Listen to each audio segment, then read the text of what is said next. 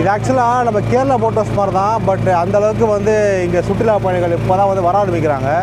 So இன்னும் develop பண்ணுறதுக்கு government வந்து கொஞ்சம் ஸ்டெப் எடுத்துகிட்டு இருக்காங்க. ஸோ கூடிய சீக்கிரம் பார்த்திங்கன்னா டெவலப் வந்து ஆகிடும். அது பட் எப்போன்னு தெரியாது. பட் கொஞ்சம் சீக்கிரமாக ஸ்டெப் எடுத்திங்கன்னா நம்ம தமிழ்நாட்டில் பார்த்திங்கன்னா அது வேறு லெவலான ஒரு லொக்கேஷன் இது. ஸோ வந்து இப்போ சீக்கிரம் ஸ்டெப் எடுத்து இந்த இடத்த வந்து அவங்க சீக்கிரமே வந்து ரொம்ப பிரம்மாண்டமாக ஆக்கணும்.